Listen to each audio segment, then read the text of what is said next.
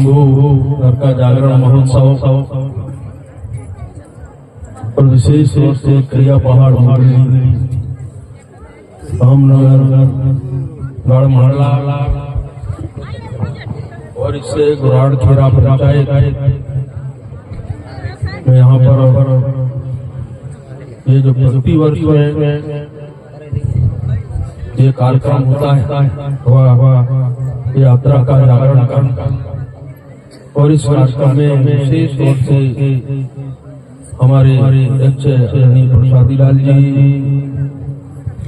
हमारे सरपंच भारती जी मुरारखेड़ा, उप सरपंच जी हरी लाली भावरे मुरारखेड़ा, विशिष्ट अतिथि हमारे रघुलाल कुसरे जी, समाज सेवी देवेंद्र मरावी जी, जिला पंचायत के उपाध्यक्ष कमले जी चले गए, हमारे ललिता जी, धर्माचार्य राम श्याम जी मंडला, अशोक मरावी जी एडवोकेट, और इससे कार्यक्रम में विशेष तौर से सांस्कृतिक कार्यक्रम की जो टीम और मेरे सामने बैठे सभी भाई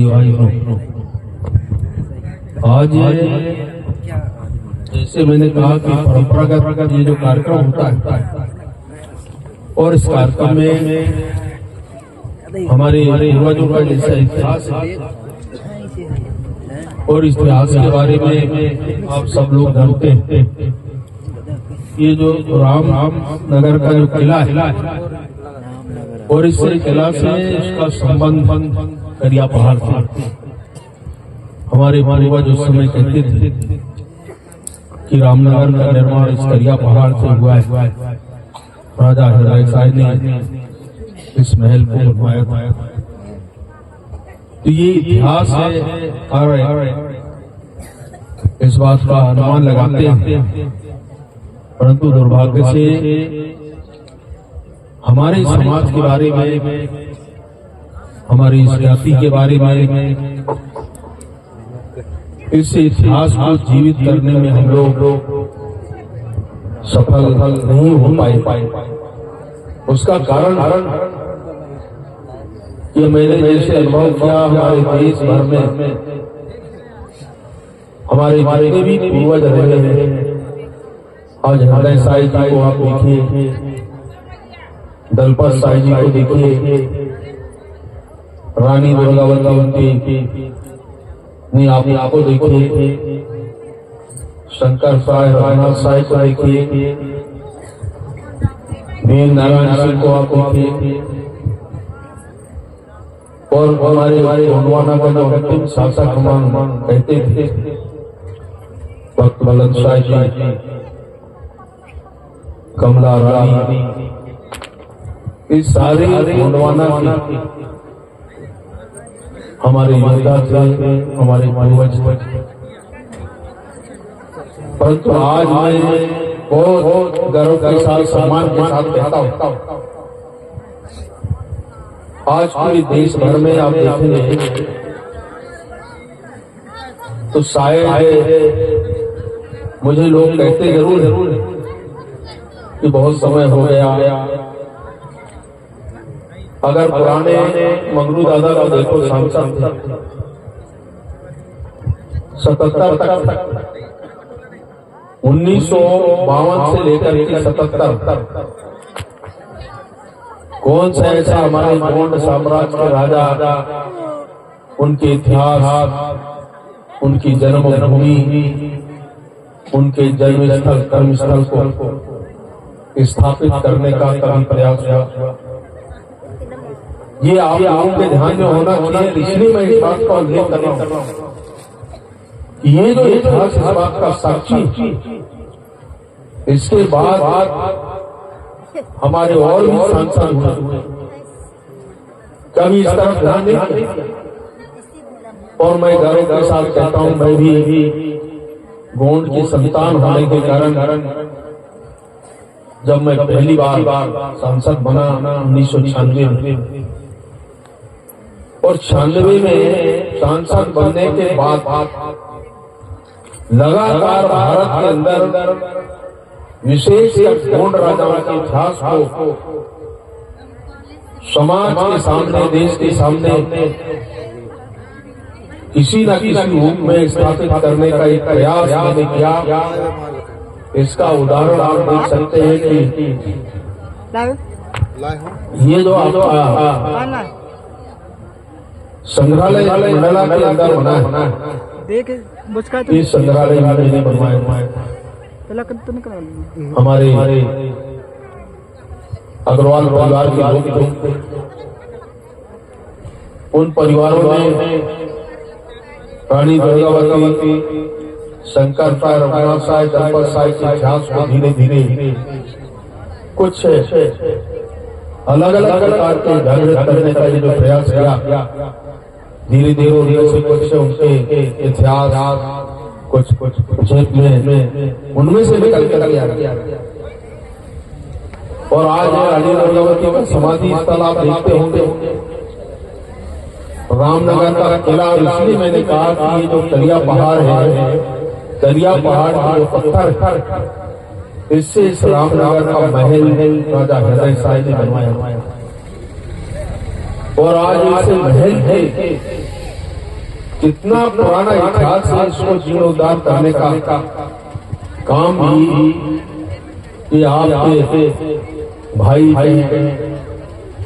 जो भी आप कह सकते हैं, नाते रिश्तेदार। मुझे अवसर मिला था 99 में 2000 पहली बार आदिवासी एक तो मंत्रालय बना भारत के अंदर, और उस मंत्रालय बनने के साथ साथ पहला मंत्री भारत का में बना।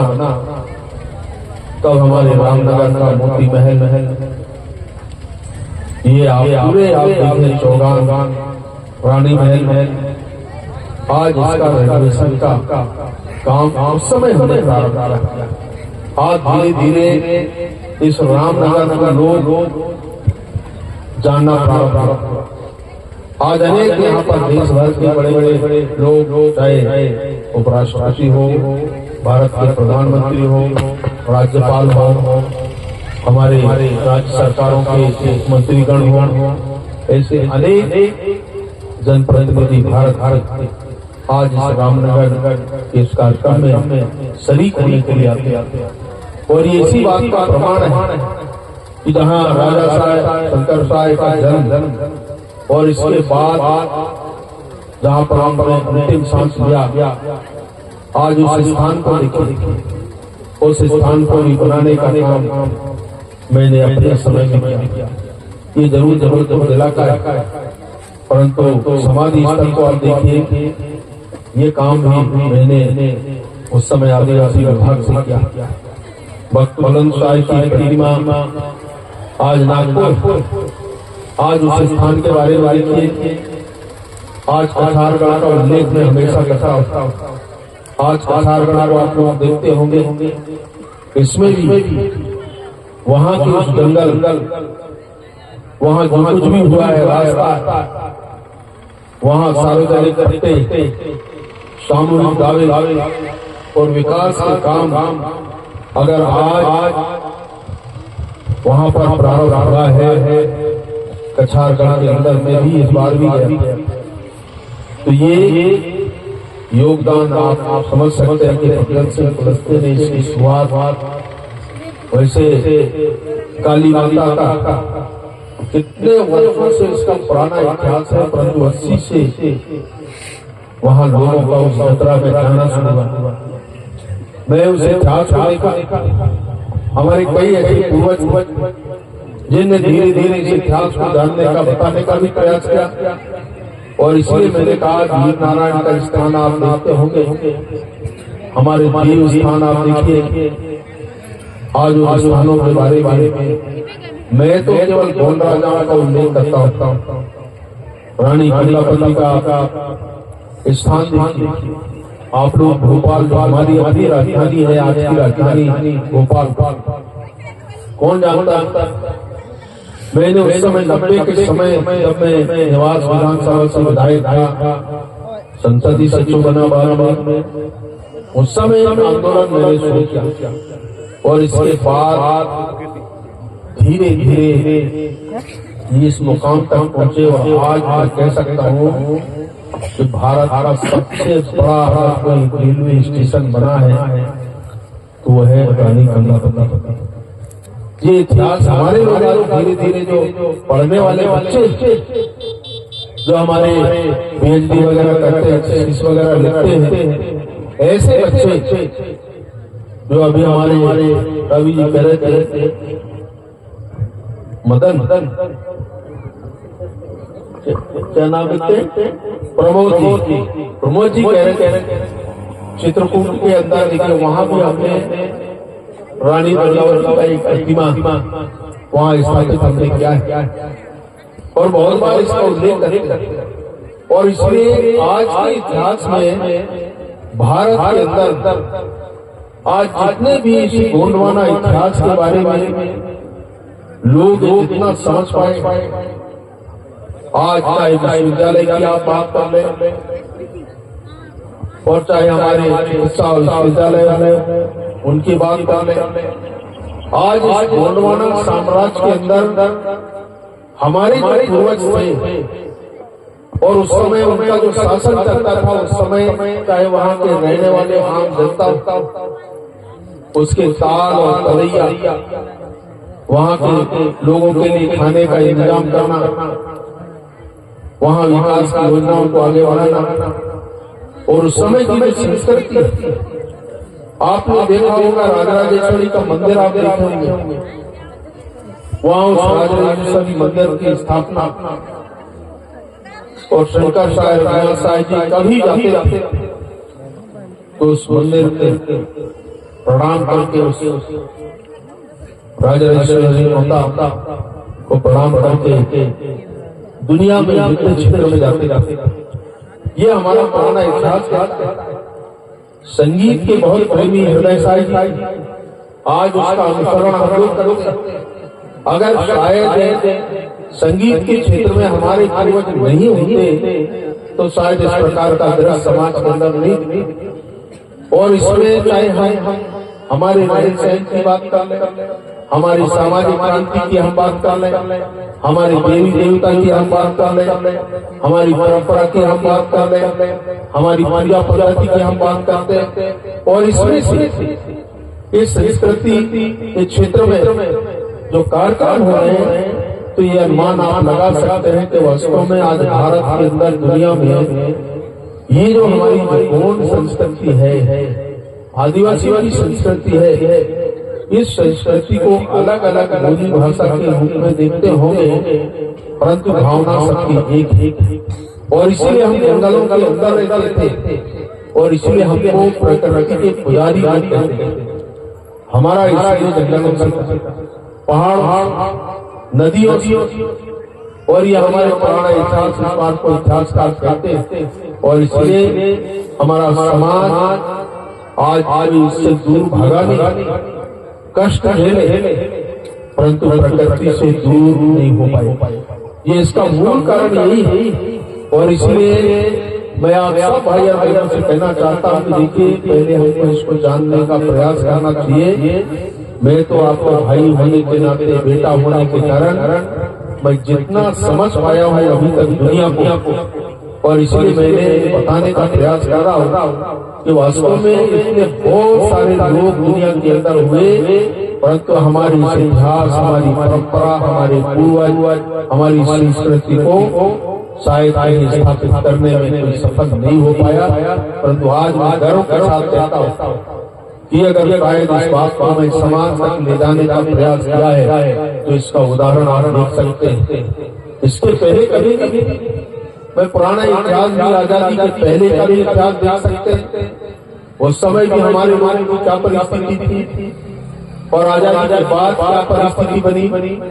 और आज मैं इस समाज के एक सेवक के नाते आज पूरी दुनिया में इसको जागृत करने का भी प्रमाण अगर मैंने किया है, कोशिश किया है इतिहास को आम जनता तक तो ताकि आने वाली पीढ़ी इस बात को देखे, समझे और ये हमारे आने वाले भविष्य को समाज तक उन ऊंचाइयों तक पहुंचाने में सफल हो, ये हमारा प्रयास है। और इसलिए मैं आप सब भाई और बहनों से केवल इसी बात के लिए निवेदन करना चाहता हूँ, आप लोगों ने समिति की ओर से हमारे ग्राम पंचायत की तरफ से ये जो हमारे पास प्रस्ताव मुझे आप लोगों ने प्रस्तुत किया है, मैं आप लोगों को कहना चाहता हूँ कि ये जो वनभूमि का और इस वनभूमि में एक जो प्रस्ताव है, एक तो जहाँ पर ये कार्यक्रम हो रहा है, इस स्थान को सामूहिक दावे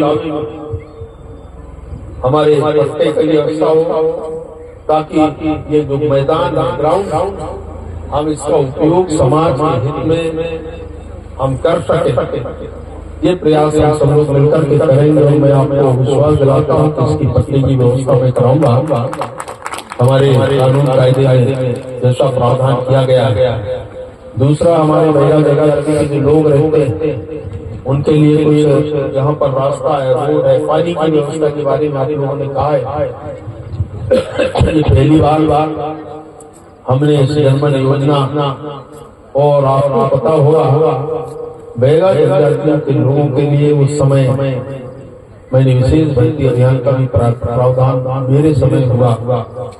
इसके बाद ट्राइबल एपीटी ग्रुप में उस समय जितना विशेष भर्ती, विशेष कार्यक्रम 100% उनको फंडिंग करना, और इस बार सरकार ने भी जितने ऐसे बैगा विलेजेस है, टोला है, नजरा है, उनके विकास के लिए, उनके बच्चों के लिए, शिक्षा के लिए रास्ता है, उसका निर्माण करना, ये हमने प्रावधान किया है। और इसलिए मैं गर्व के साथ कह सकता हूँ, आप लोगों ने प्रस्ताव दिया है, मैं इसकी पूरी व्यवस्था कराऊंगा। और जितने ऐसे गांव हैं हमारे जिले के लिए, और विशेषकर थोड़ा या आसपास के जो हमारी बैगा जनजाति के जो गाँव, उन गाँव में इस प्रकार की व्यवस्था हम करेंगे। इस बार हमने 15,000 करोड़ का बजट का प्रावधान किया। ये पहली बार, और इस पैसे का उपयोग उनके क्षेत्र में कौन कौन से गांव उन क्षेत्रों में जाना चाहिए। हमारे पास ये समुदाय, इस समुदाय की दायित्व हम करेंगे। और ये जो स्थान सामुदायिक दावे से इसको आरक्षित कराना, इसका पट्टा जो निर्धारित किया गया है, इसमें विकास के जो काम होते हैं, विकास का मतलब ये है सार्वजनिक हित के काम, हम उस सार्वजनिक हित के काम के लिए जितना उपयोग कर सकते हैं, हम किसी को व्यक्तिगत हित के लिए नहीं दे रहे, इस सार्वजनिक हित के लिए इसका उपयोग करेंगे। और ये जो हमारा काला पहाड़ है, वहां तक पहुंचने का रास्ता का निर्माण, ये बहुत आवश्यक है। हमने मुझे अभी कहा गया है कि इसके लिए प्रावधान किया होगा, परंतु किसी कारण से मिसिंग हुई होगी, ये मुझे एक बार देखना पड़ेगा। और मैं आपको भरोसा दिलाता हूँ कि जनसेवक के नाते जो इसमें अच्छा काम हम कर सकते हैं, जो इसके लिए प्रावधान किए गए उसको पूरा करेंगे, ऐसा आग्रह करते हुए मैं आप सब भाई और बहनों को मैं सबको सेवा जवाब करते हुए मैं आप सबको बधाई देता हूँ, शुभकामनाएं देता हूँ। शिवरात्रि पर भोले शंकर बाबा की तरफ से, बड़ा देव भगवान की तरफ से आप सबको बहुत बहुत शुभकामनाएं, सेवा जोहार, धन्यवाद, नमस्कार।